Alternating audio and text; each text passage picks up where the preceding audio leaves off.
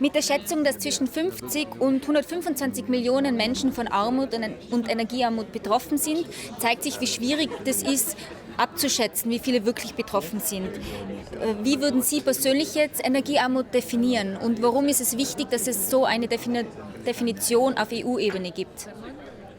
Es ist nicht einfach, eine Definition zu finden, weil es in jedem Land eine andere Situation, die Abgabenquote betreffend, gibt. Wir haben in Europa eine Spannweite zwischen 27 und 47% der Abgabenquote und die ist schlussendlich entscheidend, weil sie aus Steuern und Sozialleistungen eben besteht.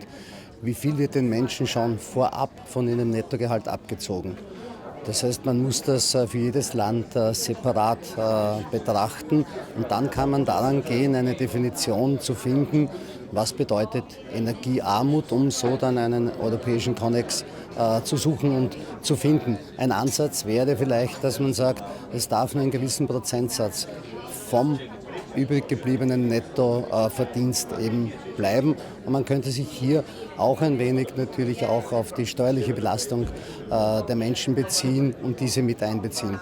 Wichtig ist die Definition deshalb, weil man erst aufgrund einer Definition, weil man dann einen rechtlichen Rahmen hätte, eben Maßnahmen überlegen und setzen kann, wie bekämpfe ich diese Energiearmut. Und welche konkreten Schritte muss die Europäische Union setzen, damit sie der Energiearmut begegnen kann? Also das erste ist die Definition. Das ist einmal ganz wichtig. Das ist ich würde eher sagen, man muss kurz-, mittel- und langfristige Maßnahmen setzen. Die Definition wird doch ein wenig dauern, weil, wie gesagt, verschiedene Länder verschiedene Rechtsnormen haben, aber auch verschiedene Energieanbieter, die allesamt auch auf verschiedenen rechtlichen Beinen stehen. Manchmal sind öffentlicher Hand, manchmal sind sie aber und überwiegend in privater Hand. Und deshalb muss man hier natürlich versuchen, wie weit kann sich ein Staat eben auch in private Firmen mit einbinden und wie groß ist die Bereitschaft bzw. welche Steuerungselemente gibt es, um hier vielleicht eine Art von Mindestsicherung, und das wäre für mich ein sozialer Ansatz, auch im Bereich der Energie zu schaffen. Es muss einen Anspruch der Menschen geregelt und manifestiert geben, das Recht auf Energie. Sie ist lebensnotwendig und deshalb muss es eine Absicherung im Bereich der Daseinsvorsorge geben für Energie. Energie heißt ja nicht nur Strom, das heißt ja auch Heizen, das heißt auch Mobilität. Das allesamt muss betrachtet werden.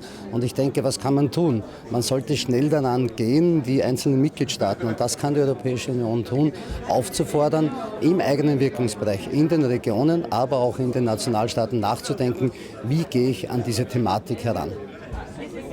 Sie argumentieren ja, dass wir fossile Brennstoffe und Kernenergie reduzieren sollten und gleichzeitig in erneuerbare Energien investieren müssen. Betrachtet man jetzt aber das Ausmaß der Energiearmut und bedenkt, dass fossile Brennstoffe natürlich günstiger sind als erneuerbare Energien, wäre das nicht zumindest eine kurzfristige Lösung, wie man der Energiearmut begegnen könnte? Also ich denke, man darf zum einen nicht den Fehler begehen, dass man Energieanbieter, sei es atomare im jetzigen Stadium, aber auch regenerative Energien gegeneinander ausspielt.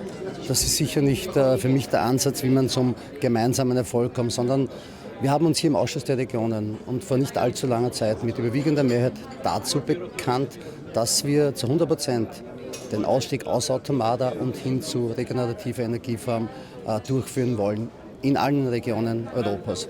Das ist beschlossen und das ist einmal festzuhalten. Zum Zweiten, denke ich, ist es beim ersten Hinblicken eine günstige Energieform, die atomare, aber im zweiten und dritten Hingucken ist es die teuerste Energieform, die wir eigentlich haben, weil wir eben auch die Folgekosten betrachten müssen und die sind exorbitant hoch. Zum anderen wissen wir aber auch, dass sehr viele Menschen und der überwiegende Teil, man muss nicht immer Katastrophen zitieren wie Fukushima, dass man dann das Verständnis der Menschen hat, dass sie eben raus aus dieser atomaren Energieerzeugung wollen. Also ich glaube, da hat man breites Verständnis innerhalb der Bevölkerung. Man muss natürlich, und da bin ich natürlich Pragmatiker, dass ich sage, der Preis muss eine wichtige Komponente sein. Und damit bin ich bei dem Ansatz, wo es wieder widerlegt wird, was ist teuer. Wenn man sich eine Energierechnung ansieht, dann gibt es die Energiekomponente. Die ist in Europa der größte Teil, wenn man die Stromrechnung hernimmt, aber die ist eigentlich konstant bzw. leicht im Sinken begriffen. Also die ist nicht der Preistreiber. Der Preistreiber sind Abgaben und Steuern und die Netzkosten. Und dann muss man jetzt betrachten, also hat die tatsächliche Kostenhöhe sehr wenig mit dem Ansatz, wie erzeuge ich die Energie zu tun, sondern eigentlich mit den Netzen und mit den Abgaben und Steuern. Und die legen andere fest, nämlich die nationalen Staaten. Und dort könnte der Hebel gefunden werden, wo man eben diese Schrauben beginnt zu drehen. Also ich denke, das ist ein wichtiger Punkt, wo man eben diese leistbare Energie beginnen kann zu definieren, zu untersuchen und dann vielleicht dort eine Lösung zuzuführen. Und wie weit hat die EU das Recht, in den Energiemix von Nationalstaaten einzugreifen? Gar nicht, weil die Europäische Union natürlich die Liberalisierung des Strommarktes betreibt und das ist auch gut so, weil natürlich durch mehr Angebot auch eine bessere Preisgestaltung erreicht wurde.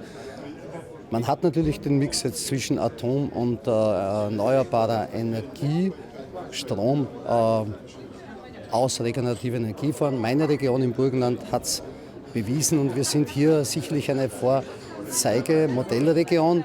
Wir hatten im Jahr 2000 0% regenerative Energie erzeugt.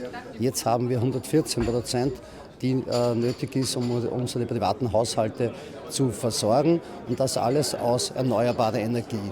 Das heißt, bei uns gibt es keinen Atomstrom. Und das Ganze mit Mitteln aus europäischen Strukturfonds. Da kann die Europäische Union wieder, um die Frage konkret zu beantworten, helfen.